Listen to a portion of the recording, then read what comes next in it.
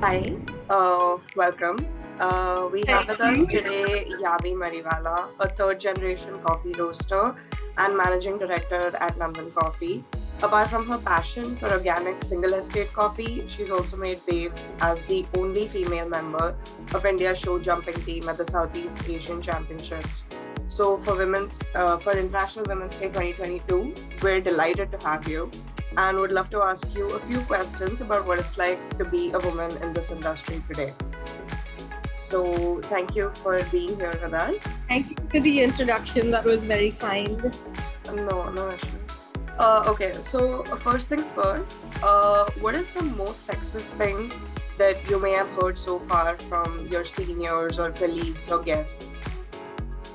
So, I don't really know how to frame that because, well, there's no one. I work with my dad and my family, so there's no one more senior to me, I guess I would say, in the way it's structured. But you do sometimes see men come in trying to explain your own business to you, which is always interesting. But I try not to focus on that. I think the more weight you give to any sexism, the more weight it takes on, and especially because I'm luckily in a position of leadership myself, I really have the power to navigate and direct the flow of conversations. Right. So you really don't see that happening a lot. In my younger days, of course, I think because I was especially still learning the ropes, you would have instances where people wouldn't be as responsive to me or would ask for, my dad to be in meetings. But I think it's all about not allowing yourself to be pushed aside. If you go into a conversation and you're like, oh my god, they're probably expecting a man, or you lose focus because a sexist comment was made. You're the one really losing because you're giving power to. You know what I'm saying? Yeah, I don't allow the focus of what I'm trying to do and the point I'm trying to make be overridden by anything. And I think that really helps navigate the situation.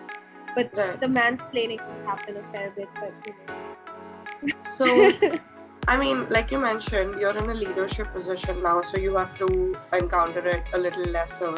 But given that this has been so far a male-dominated profession, do you think it's like easier or harder for women to like crack the glass ceiling and like make it to a leadership position?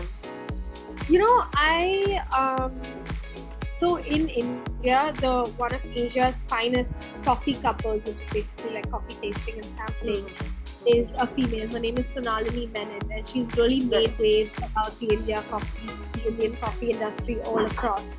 And so I think that for other women to sort of break the glass ceiling, we already have people who have led the way, right?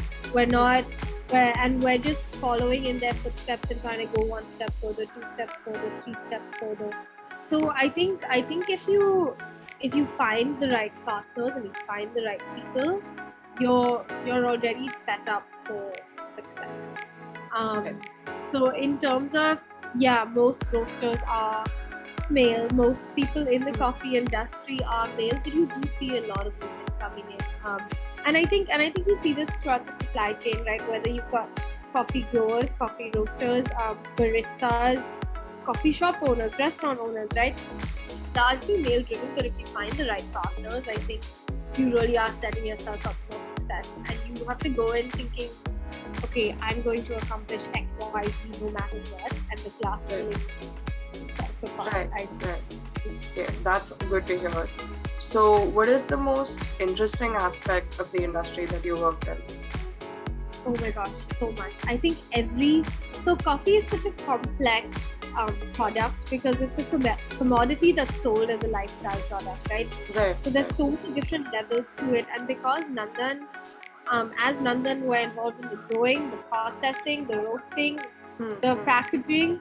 Not only are we retailing it, but we're serving it as well. So it's almost involved in like separate industries altogether. Like you've got agriculture, you've got production, you've got D2C, and then you've got hospitality.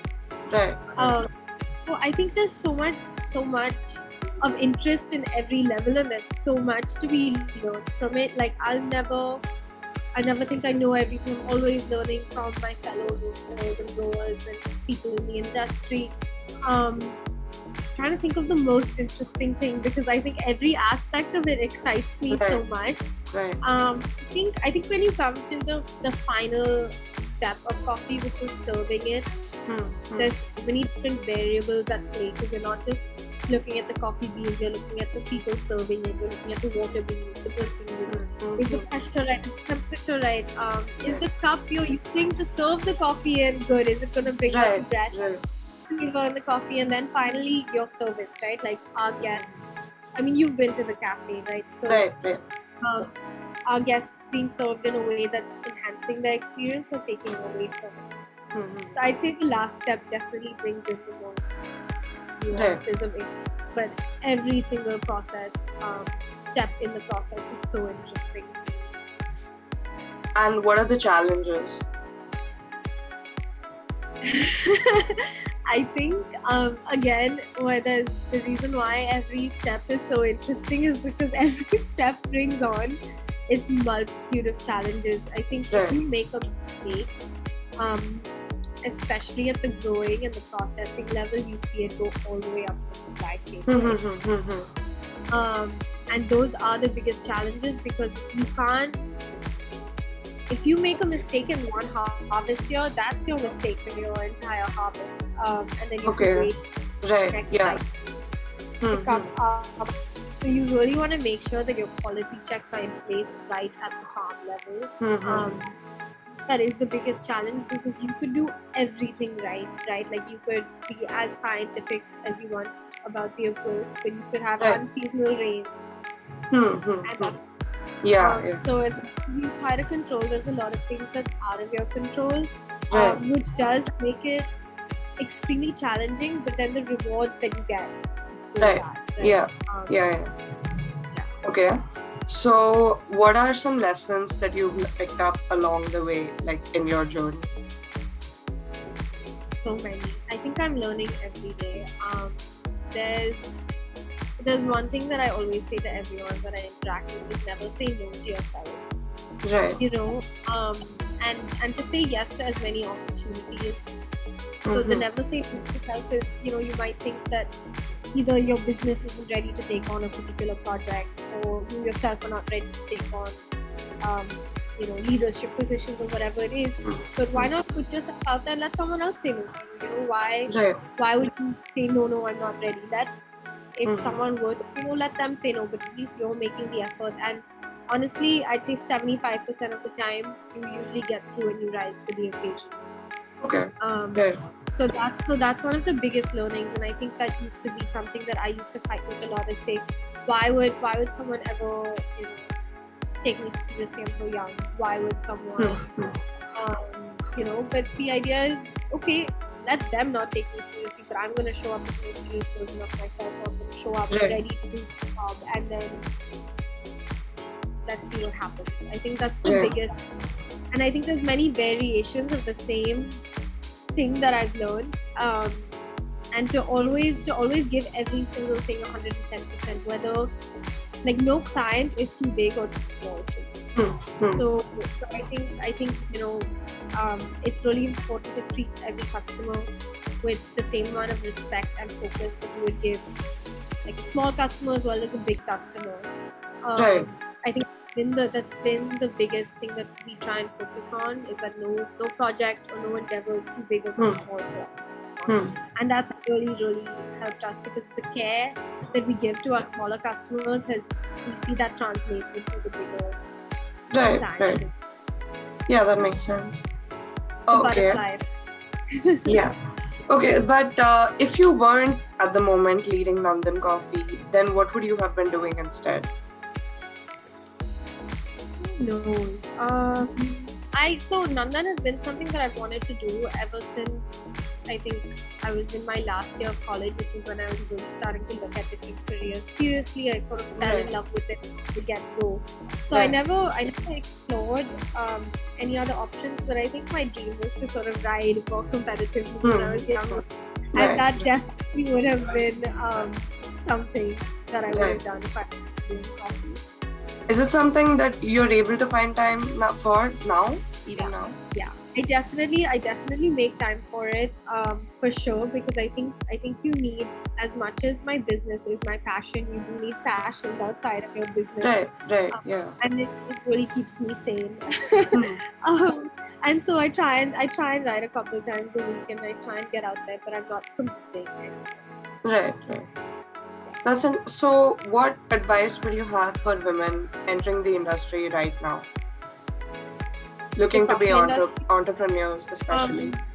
I'd say one is the barrier to entry in coffee is not very high. So you need to be creative, and you need to be smart, and you can do a lot with that. That's the first thing. And the second thing is to just go out there and meet people and talk to people. And again, never put up fictional barriers up for yourself, right? Like if you go into it thinking I'm a woman in business and it's going to be tough for me, it's going to be tough for you. If you go in and, like I said before, you think that this is my goal, you're going to find ways to reach it no matter what. And I think that's super important. Like I said earlier, if you're focusing on all of the negatives, that's all you're going to see. But if you're focused on your goal, you're going to find a way to get there no matter what, and you'll find people to support you along the way, because that's the energy that you're putting out, that's the focus that you have. So I mean, since there is a lot of talk of gatekeeping for women, like who are trying to get into the industry, whether as chefs or as entrepreneurs, I mean, this has been something that people have been saying for a while now. Is this something that you think is still true even today? Have you seen it get better over the years, or what is it? So I'll tell you right now, my team in the office is mostly female, but my team around my baristas is an all male team. Okay. And so you do see fewer female baristas, which I think, and that's what I can speak to, because I don't know, like I can't be chefs and be more on the hospitality side. But I think having women on your team is such a big asset, right? Like if I had a female barista, I think they're so much more personable, they're so much more in tune to people's needs, requirements. I think we can outwork almost anyone when we choose to. But I do think that there is, again, it's really important about finding the right partners rather than fighting against the wrong ones. Right. So you're better off, and you're doing yourself a favor when you find the right partners. You will grow with it. I think what you're talking about is right. But again, why fight? You can't argue with the wall, right? So like instead of fighting against that, there are more than enough people out here who are willing to support everyone looking to come up in the industry. And so it's a matter of finding the right partners. And if there's any coffee people out there who want to join my team, I'd be happy to take you on. Because I think we're such an asset, to what they do. But you also find that few women are applying for barista-related positions, whatever the reason. Right. Okay. So is there any particular interesting or funny anecdote that's like stood out to you over the years? I have to think about this. I think there's things that we laugh at every day. Right. I was talking to someone and I was telling them that I run a coffee company. He was like, "Oh, I've met someone. I've met someone who also runs a coffee company." And through the conversation, I realized that he's obviously talking about someone I'm related to, like my dad or someone. Okay. No, yeah, that's me. I run it. And he was like, no. This is someone else. And I was like, no, that's us. We're talking about the exact same company. Like, I know. And he was like, no. And he was so insistent that it wasn't us. And I was like, you know what? You're right. My mistake. But it was so funny because I was just like, you're describing my company to the team. Right. Work we've done. This is where we're located. It's us. And no, it's not you. Okay. I guess did he ever end up realizing that it was actually you? I don't know. I don't pay attention to these things. It's not worth it to get bogged down. It's like a funny story for me to tell you. Right. It's not worth it for me to think about more than Right. Wow. I think it was funny. Yeah. Yeah, that's ridiculous. Okay, so just wrapping this up now, last question. What is the one thing that people do not know about the industry that you work in that you think they probably should know? How detail oriented it is. Okay. I think nobody understands the complexities of coffee. And I wish that, and I know a lot of us roasters are working towards educating our customers, but I think people don't understand the work that goes into creating a cup of coffee, the amount of detail we have to look at every stage, and how complex of a product is. Coffee isn't just coffee. Every farm is doing something different, every roaster is doing something different, and I wish people appreciated the work that goes into it. Even on the labor front, it's really, really hard work, right? People are on the ground really working hard to get good coffee out there, and I wish people appreciated that a little bit more.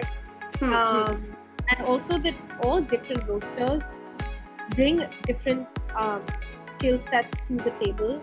Like you don't see people sort of pitting chefs against one another, pitting restaurants against one another. No one's gonna eat at the same restaurant their entire life, and so it's the thing with roasters. I think a lot of people come in and they try to bait you into saying stuff. They're like, oh, what do you think about this coffee? About this coffee. I mean, you can appreciate multiple different things at the same time. You don't have to be a die-hard egotist or this. Because I think everyone does bring in a lot of skill to the industry, and that's why you see it doing so well. Right. Okay. So that's about it. Thank you so much for taking out the time to answer these questions. I hope I was able to answer them well. Yeah, no, you did. It was really great talking to you.